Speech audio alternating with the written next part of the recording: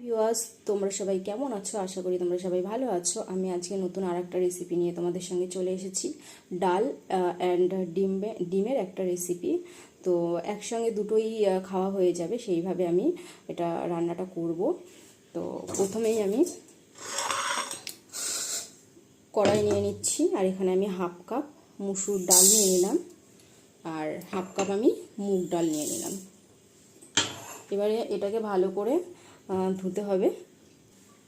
তো আমার ডালটাকে আমি খুব ভালো করে ধুয়ে নিয়েছি। এখন আমি এখানে দিয়ে দেবো একটা বড় সাইজের পেঁয়াজ কুচি করে রেখেছিলাম, পেঁয়াজগুলোকে দিয়ে দেবো।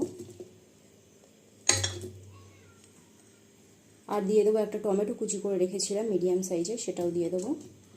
আর এখানে 4টে কাঁচা লঙ্কা চিড়ে রেখেছিলাম, সেটাও দিয়ে দেবো।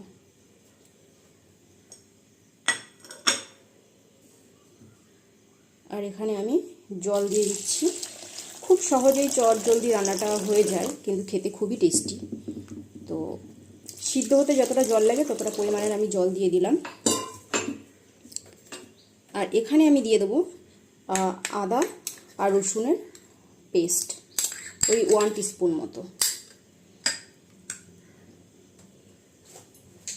আর আমি একটু নুন দিয়ে দেবো যাতে তাড়াতাড়ি সিদ্ধটা হয়ে যায়।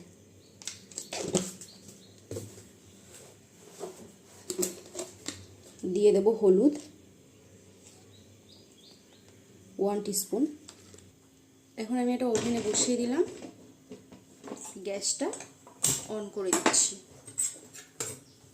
এবার সবাই ভাবতে পারে যে বাবা কি রান্না হচ্ছে, একবারে সব দিয়ে দিল। বাট একবারে দিয়ে দিচ্ছি, খাটনিটাও কম হয় আর টেস্টিও হয়। এটা খেয়ে দেখবেন, একবার বাড়িতে ট্রাই করে দেখবেন। তো এটা আমি লো টু মিডিয়ামে রেখে হচ্ছে কি এটা সিদ্ধ করতে রাখবো। ঢাকা দিয়ে দিচ্ছি, গ্যাসের ফ্লেমটা লো টু মিডিয়ামে রেখে দিচ্ছি ওই 5-7 মিনিটের জন্য। ডালটা সিদ্ধ হওয়ার জন্য রেখে দিলাম। তো আমার ডালটা এরকম সিদ্ধ হয়ে গেছে, খুব বেশি সিদ্ধ করব না। এখন আমি ডালটা নামিয়ে নেব। নামিয়ে আর একটা কড়াই আমি বসিয়ে দিলাম।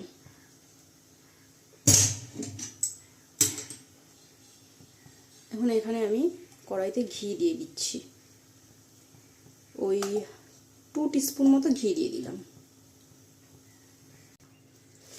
এখন একটা শুকনো লঙ্কা, আর এখানে দিয়ে দিচ্ছি আদা আর রসুন কুচি দিয়ে দিচ্ছি।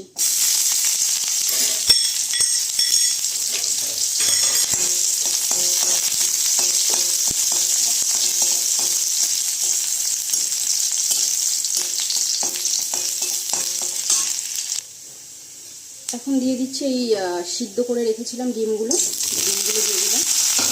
এবার ডিমগুলো ফেটে উঠতে পারে, তো আমি এখানে অল্প একটু নুন দিয়ে দিচ্ছি যাতে ফেটে না ওঠে ডিমগুলো।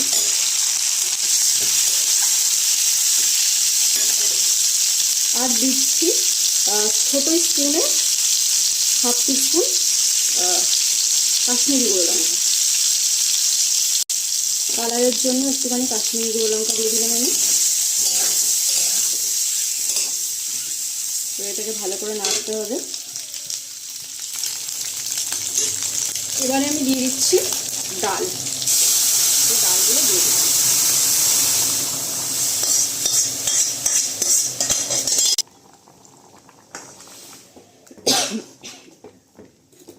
ডাল দিয়ে দিয়েছি। এখন আমি ছোটো স্পুনের 1 টিস্পুন আমি গরম মশলা দিয়ে দিলাম। এখন আমি দিয়ে দিচ্ছি সেই কুচানো ধনিয়া পাতা, অল্প ধনিয়া পাতা দিয়ে দিলাম উপর থেকে।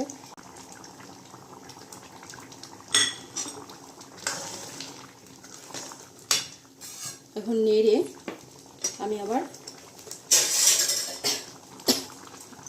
3-4 মিনিটের জন্য ঢেকে রাখবো, গ্যাসের ফ্লেমটা লোয়ে করে।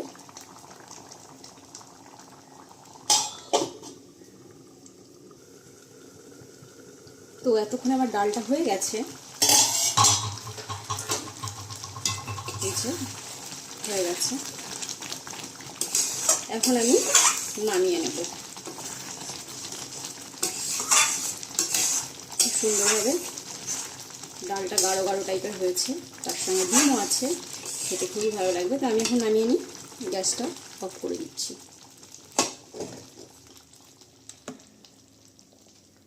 এখানে নামিয়ে নিচ্ছি আমি।